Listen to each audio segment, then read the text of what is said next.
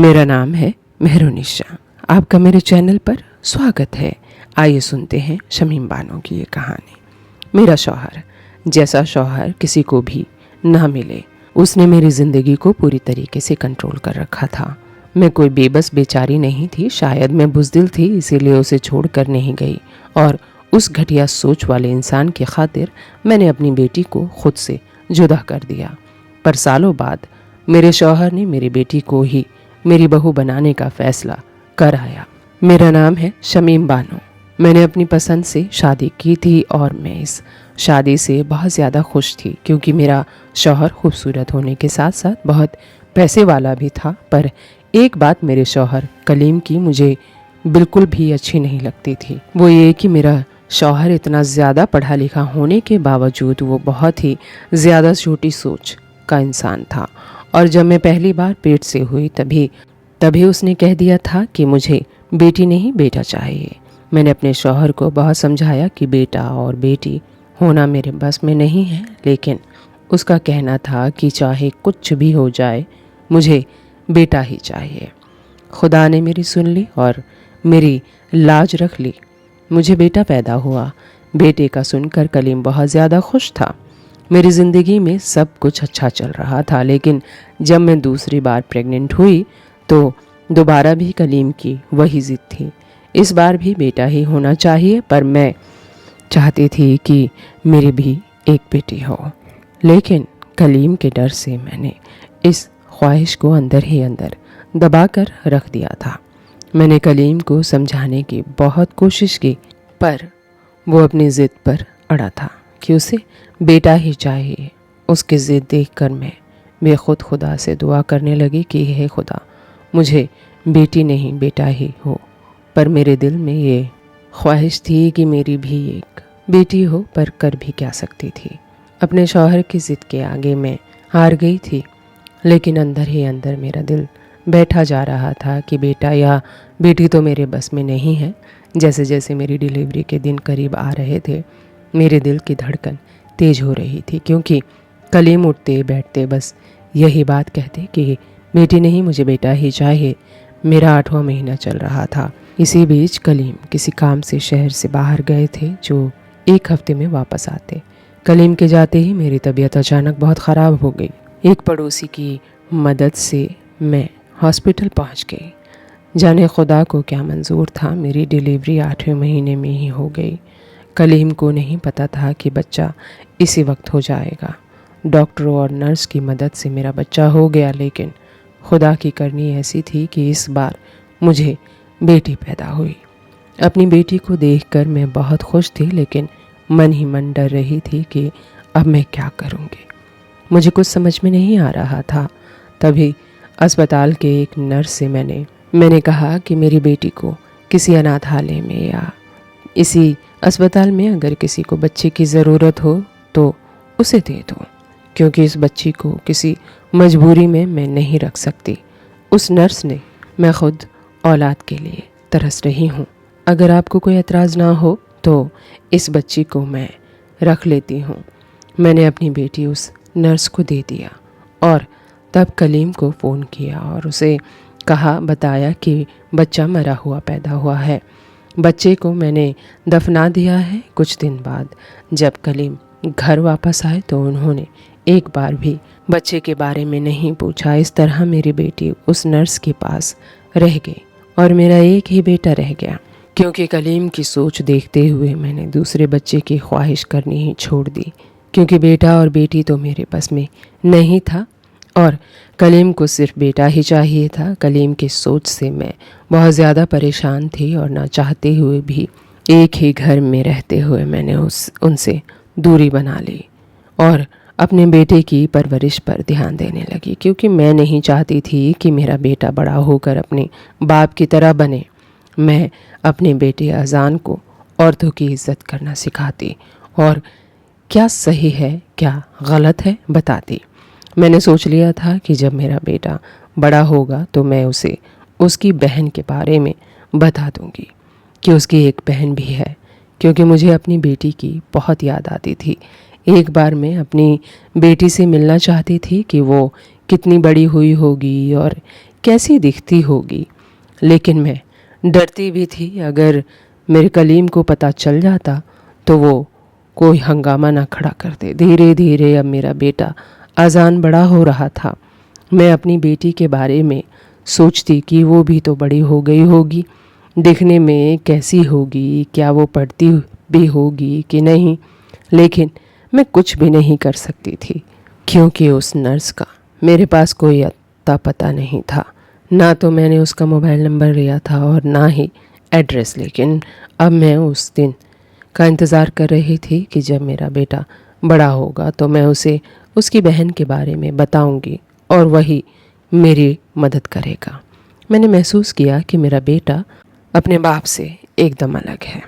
इस बात की मुझे बहुत खुशी थी कि चलो मेरी परवरिश रंग लाई और मेरे बेटे की सोच बिल्कुल अपने बाप से परे है। वो औरतों की इज्जत करना जानता है। एक दिन मुझे रहा नहीं गया। मैं उसी अस्पताल में चली गई जहाँ सालों पहले एक नर्स को मैं अपनी बेटी दे आई थी। लेकिन वहाँ जाने के बाद मुझे पता चला कि वो नर्स बहुत साल पहले ही ये अस्पताल छोड़कर चली गई है। अब वो कहाँ पर है रहती है किसी को भी नहीं पता। इतनी बड़ी दुनिया में वो मेरी बेटी को लेकर चली गई थी और मैं कुछ नहीं कर सकती थी। मेरा कोई हक भी तो नहीं था कि मैं उसे कुछ कह पाती, क्योंकि अपने हाथों से ही मैंने अपनी बेटी उसे देकर आई थी। ज़्यादा से ज़्यादा बस यही हो सकता था कि अस्पताल से मैं उसका एड्रेस लूँ। अब मेरी बेचैनी बहुत बढ़ चुकी थी, क्योंकि पहले तो मुझे ये तसल्ली थी कि मैं उसे कभी भी मिल सकती हूँ, चाहे किसी भी रूप में। ज़रूरी तो नहीं कि मैं उसे बताऊँ कि मैं उसकी माँ हूँ, पर अब मैं कुछ नहीं कर सकती थी। मैं यही सब सोचकर घबराते जा रही थी कि जिसको मैंने अपनी बेटी दी थी अब वही गायब है। मुझे बेचैनी हो रही थी कि मेरी बेटी ज़िंदा भी है कि नहीं। मैंने अस्पताल से उस नर्स का एड्रेस निकलवाया, जो बहुत मुश्किल से मिला। दूसरे दिन ही मैंने उस नर्स के घर जाने का फ़ैसला कर लिया। मैं जैसे जैसे उसके घर की तरफ जा रही थी मेरी बेचैनी बढ़ती जा रही थी, क्योंकि बहुत सालों बाद मैं अपनी बेटी से मिलने वाली थी। वो मुझे देखकर मेरे बारे में क्या सोचेगी, मन में कई सारे सवाल चल रहे थे। उसको कैसे बताऊंगी कि मैं उसकी माँ हूँ। पर जब मैं उस पते पर पहुँची तो दरवाजे पर बड़ा सा ताला लगा हुआ था। आस पास के पड़ोसी से पता चला कि यहाँ पर रहने वाली औरत तो बहुत पहले ही ये घर छोड़कर जा चुकी है।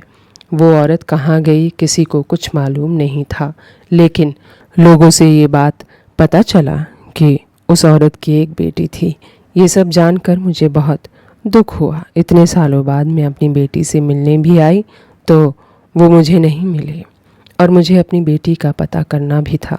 तो पूछ छुप छुपा कर, क्योंकि ये बात तो मेरे शौहर को पता भी नहीं थी कि मेरी एक बेटी भी है। वहाँ से मैं खाली हाथ अपने घर आ गई और अपने घर के कामों में लग गई। लेकिन बार बार मुझे अपनी बेटी का ख्याल सताता कि काश उस दिन मैं अपनी बेटी को उस नर्स को नहीं देती तो आज मेरी बेटी मेरे पास होती। यही सोच कर अंदर ही अंदर रो कर रह जाती, पर किसी से अपने मन की बात नहीं कह पाती। मेरे कुछ इसी तरह दिन गुजर रहे थे। एक दिन मेरे शौहर ने मुझे बताया कि उन्होंने अपने बेटे का रिश्ता तय कर दिया है। अपने शौहर के मुंह से ये सुनकर मैं हक्का बक्का सी रह गई और उनसे कहने लगी कि आपने मेरे बिना इजाज़त ऐसा कैसे कर दिया।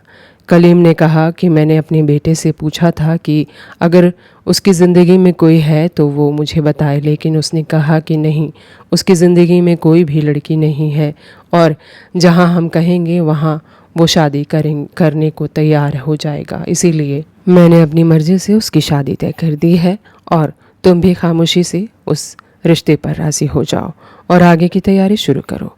मैंने कहा कि ठीक है, पर एक बार मेरी होने वाली बहू से मुझे मिलवा तो दो। कलीम ने कहा कि तुम्हें मेरी पसंद पर भरोसा नहीं है, और रही बात पसंद नापसंद की तो मैंने अपने बेटे को उससे मिलवा दिया हूँ। शायद वो तुम्हें बताना भूल गया होगा और तुम भी शादी के दिन अपनी होने वाली बहू को मिल लेना। मुझे पता था कि कलीम के बाद पत्थर की लकीर है। मेरे लाख कहने पर भी कलीम ने मेरे होने वाली बहू से मुझे नहीं मिलवाया। ना चाहते हुए भी मुझे अपने बेटे की शादी की तैयारी करनी थी और धीरे धीरे वह दिन भी आ गया जिस दिन मेरे बेटे की शादी थी। हम लोग बारात लेकर दूसरे शहर चले गए। आज मैं पहली बार अपनी होने वाली बहू से मिलने वाली थी। बार बार मेरे मन में ये ख्याल आता कि ना जाने लड़की कैसी होगी जो मेरे घर में बहू बनकर आएगी। आज मुझे अपनी बेटी बहुत याद आ रही थी कि काश वह आज होती हमारे साथ तो कितनी खुश होती, क्योंकि बहनों को तो अपने भाई की शादी के कितने अरमान होते हैं। ये सब सोच सोच कर मैं अंदर ही अंदर बहुत दुखी थी, लेकिन ना चाहते हुए भी मैंने अपने चेहरे पर मुस्कुराहट सजाया हुआ था, क्योंकि आज मेरे बेटे की शादी थी। बारात एक होटल में रुकी थी। देखने में तो लड़की के घर वाले अच्छे खासे खाते पीते घर के लग रहे थे। बाराती बाकी सब मेहमानों से मिलने के बाद मैंने उनसे पूछा कि मेरी होने वाली बहू और उसकी माँ कहाँ पर है। पता चला दुल्हन पार्लर से नहीं आई है और उसकी माँ इधर ही है। दुल्हन की माँ को पता चल गया था कि मैं उसे उसके बारे में पूछ रही हूँ। थोड़ी देर बाद वह मुझसे मिलने चली आई, लेकिन जब उसकी ओर मेरी नज़र एक साथ मिली तो मेरे कदमों तले ज़मीन निकल गई, क्योंकि ये कोई और नहीं बल्कि वही नर्स थी जिसको सालों पहले मैंने अपनी बेटी दे दी थी। अब इस बात में तो कोई शक नहीं था कि मेरी बेटी ही मेरी होने वाली बहू बनने जा रही थी। ये तो बहुत बड़ा गुनाह होने जा रहा था। ये रिश्ता बिल्कुल भी जायज़ नहीं था। एक भाई और बहन की शादी होने जा रही थी। मैंने उस नर्स को उससे कहा कि इस शादी को रुकवा दो, लेकिन उस नर्स ने मेरी बात को अनसुना कर दिया और वहाँ से चली गई। मैं तो अजीब कश्मकश में पड़ गई थी। मैं चाहकर भी शादी को रुकवा नहीं सकती थी, क्योंकि मैं लोगों को क्या बताती, कैसे उन्हें यकीन दिलाती कि जिस लड़की से मेरे बेटे की शादी होने जा रही है वो कोई और नहीं बल्कि मेरी ही बेटी है। लोग मेरी बातों पर कैसे यकीन करते मुझे तो कुछ समझ में नहीं आ रहा था। मैंने कई बार उस नर्स को ये बात समझाने की कोशिश की, पर उसने इस बात को इग्नोर कर दिया। क्या उसे पता नहीं था कि ये दोनों भाई बहन हैं और उसकी शादी जायज़ नहीं है? ये ऐसा कैसे कर सकती थी? मैंने उसे कई बार समझाया तो उसने कहा, मैं कोई हंगामा खड़ा नहीं करना चाहती, मैं खामोशी से अपनी बेटी की शादी करना चाहती हूँ। उसकी बात सुनकर मुझे बहुत बेचैनी होने लगी। मुझे कोई भी रास्ता समझ नहीं आ रहा था, इसीलिए मैंने सब कुछ खुदा पर छोड़ दिया कि जो हो रहा है होने देते हैं। मैंने सोच लिया था कि शादी के बाद जब मैं अपनी बहू को घर ले जाऊंगी तो मैं ये बात उन्हें बता दूंगी कि वो दोनों भाई बहन हैं। मैं अपने आप को कई तरीके से समझाने की कोशिश करती, लेकिन मेरा मन किसी भी तरह से समझने को तैयार नहीं हो रहा था। पूरी शादी होते वक्त मैं बिल्कुल खुश नहीं थी। कुछ लोगों ने तो ये भी कह दिया था कि दूल्हे की माँ इस शादी से खुश नहीं है, लेकिन मैं उन्हें क्या बताती कि मैं किस तकलीफ़ से गुज़र रही हूँ। देखते ही देखते मेरी नज़रों के सामने एक बहन और भाई की शादी हो गई और चाहकर भी मैं कुछ इस गुनाह को रोक नहीं पाई। शादी होने के बाद जब विदाई का वक्त आया तो हम अपनी बहू कहे या बेटी उसे विदा कराकर अपने घर ले आए, निकल पड़े। रास्ते में जाते वक्त मैं उसी गाड़ी में बैठी जिस गाड़ी में मेरा बेटा और मेरी बेटी बैठे थे। लोगों को थोड़ा अजीब सा भी लग रहा था दूल्हा और दुल्हन की गाड़ी में बैठे की क्या ज़रूरत है। मैंने आज किसी की एक ना सुनी। मैं अपनी बेटी की तरफ ही देखे जा रही थी। वो इतनी खूबसूरत थी कि उसके ऊपर से तो मेरी नज़र ही नहीं हट रही थी। शायद खून की कशिश थी या ममता की प्यास जो इतने सालों में मेरे दिल में दबी हुई थी और आज उभर रही थी। मैं एकटक बस अपनी बेटी को देखते जा रही थी। शायद उसे मेरी नज़रों का एहसास हुआ, इसीलिए उसने मुझसे पूछा, माँ क्या बात है, आप मुझे ऐसे क्यों देख रही हैं? लेकिन मैंने उस बात को टाल दिया। मैंने देखा मेरा बेटा इस शादी से बहुत खुश नज़र आ रहा था। शायद उसे भी ये लड़की पसंद आई थी। इन दोनों को देखकर मैं सोच रही थी कि ये दोनों ना जाने अपने दिल में एक दूसरे के लिए कितने ख्वाब सजा लिए होंगे, लेकिन जब दोनों को हकीकत पता चलेगी तो इसके दिल पर क्या गुजरेगी। पर हकीकत बताए बगैर गुजारा भी तो नहीं हो सकता था। यही सब सोचते सोचते मेरे दिमाग पर बहुत ज़्यादा बोझ बन गया और मैं बैठे बैठे बेहोश हो गई। कलीम मुझे जल्दी से अस्पताल लेकर गए। मेरे दिमाग पर बहुत ज़्यादा ज़ोर पड़ने की वजह से मैं बेहोश हो गई थी और काफ़ी थकान भी थी। जब मुझे होश आया मैं घबरा कर उठी, पर डॉक्टर को क्या पता था कि मैं किस सोच से गुजर रही हूँ। डॉक्टर तो बस मेरी सेहत देखनी थी, इसलिए उन्होंने मुझे नींद का इंजेक्शन लगा दिया। तकरीबन 2 दिन बाद मुझे होश आया। मुझे जब ये एहसास हुआ कि 2 दिन गुजर गए हैं तो मैं हड़बड़ा कर उठकर बैठ गई, क्योंकि बहुत बड़ा गुनाह तो हो गया था और ये बात मेरे अलावा किसी को भी नहीं पता थी। आज मेरी वजह से मेरे बेटे और मेरी बेटी की ज़िंदगी ख़राब हो गई थी। थोड़ी बहुत मेरी तबीयत में सुधार हुआ तो मैंने ज़िद कर दी कि मुझे जल्दी से अपने घर जाना है, लेकिन डॉक्टर मुझे अभी घर जाने की इजाज़त नहीं दे रहा था। शायद मेरे दिमाग पर बहुत ज़्यादा जोर पड़ गया था और इसीलिए मेरा लंबा इलाज चलना था। मैंने अपने शौहर से कहा कि वो मेरे बहू और बेटे को बुला दे, मैं उन्हें देखना चाहती हूँ। मेरे शौहर कलीम ने मेरी बात मान ली और दोनों को बुलवा लिया। दोनों जैसे ही कमरे में आए तो मैंने देखा दोनों एक दूसरे के साथ बहुत खुश नज़र आ रहे थे, जैसे कोई भी नया शादीशुदा जोड़ा होता है। मुझे कुछ भी समझ नहीं आ रहा था कि मैं इन दोनों को कैसे बताऊं कि ये दोनों भाई बहन हैं, लेकिन बताना भी ज़रूरी था। इसलिए मैंने अपने शौहर को कमरे से बाहर भेजा और इन दोनों से कहा कि मैं जो कुछ कहना चाहती हूँ तुम दोनों ध्यान से सुनना और उसके बाद इस बात पर गौर करना। मैंने दोनों को हकीकत बता दी कि तुम दोनों भाई बहन हो और नर्स वाली बात भी बता दी कि मैंने कुछ सालों पहले अपनी बेटी को एक नर्स को दे दिया था और साथ में मैंने अपने बेटे को उसके बाप की सोच के बारे में भी बता दिया। ये दोनों अपने रिश्ते के बारे में अपने होश में नहीं थे सुनकर, क्योंकि इन दोनों ने बताया कि उन्होंने एक दूसरे को अपने पार्टनर के तौर पर कबूल कर लिया है। मेरे बेटे ने कहा, माँ इतना बड़ा गुनाह कैसे हो गया, हम इसकी भरपाई कैसे करेंगे। मैंने अपनी बेटी से कहा कि अगर तुम्हें मेरी बातों पर यकीन नहीं हो रहा तो तुम अपनी माँ से पूछ लो। उसने कहा कि मेरी माँ यहाँ आ रही है, पर मैंने अपनी बेटी और बेटी के चेहरे को देखा तो वे दोनों ही परेशान नज़र आ रहे थे। दोनों मेरे पास ही बैठे थे। तकरीबन 1 घंटे बाद फ़ोन आया तो पता चला कि वो नर्स और उसका शौहर एक हादसे का शिकार हो गए हैं और दोनों अस्पताल में हैं।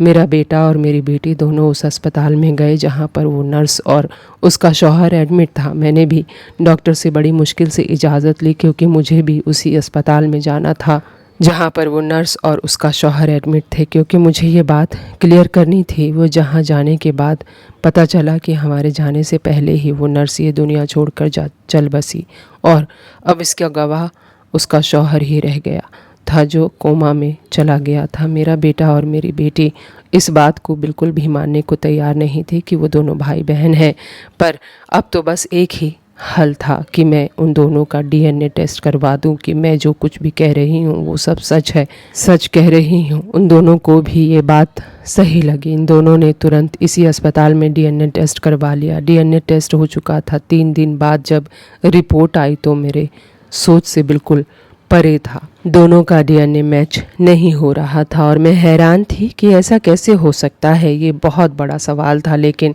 इस रिपोर्ट को देखकर एक तसल्ली भी हुई कि दोनों का रिश्ता नाजायज़ नहीं बल्कि जायज़ है। जब मुझे अपनी बहू के बाप के होश में आने का इंतज़ार था, क्योंकि वही एक था जो हकीकत बता सकता था कि आखिर सच्चाई क्या है। तकरीबन 1 महीने बाद उसे होश आया। उसने बताया कि जो लड़की मेरी पत्नी अस्पताल से लेकर आई थी वो बहुत बीमार रहती थी। 2 महीने बाद ही उसकी मौत हो गई, लेकिन उसके तुरंत बाद खुदा ने हमें अपनी बेटी दी। ये लड़की हमारी अपनी बेटी है। अब मुझे समझ में आया कि शायद इसीलिए वह नर्स इस रिश्ते से खुश थी और वो इस खुशी के मौके पर मुझे अपनी बेटी की मौत की खबर नहीं सुनाना चाहती थी कि मैं ये जानने के बाद कहीं दुखी ना हो जाऊं। अपनी बेटी के बारे में सुनकर मुझे बहुत दुख हुआ, लेकिन बहू और बेटे का रिश्ता जायज़ था ये सोचकर मुझे सुकून मिला और फिर मैंने अपनी बहू को अपना लिया। मैंने ज़िंदगी से ये सीखा कि किसी के भी डराने से अपना फ़ैसला ना बदलना। काश कि मैं उस वक्त अपने शौहर कलीम से ना डरी होती तो शायद मेरी बेटी आज मेरे पास होती और ज़िंदा होती उम्मीद है ये वीडियो आपको अच्छी लगी होगी।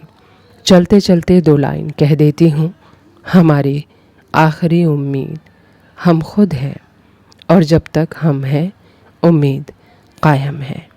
वीडियो अच्छी लगी हो तो चैनल को सब्सक्राइब कीजिएगा, लाइक कीजिएगा, शेयर कीजिएगा और हाँ, बेल आइकन को दबाना बिल्कुल मत भूलिएगा। Thank you for watching.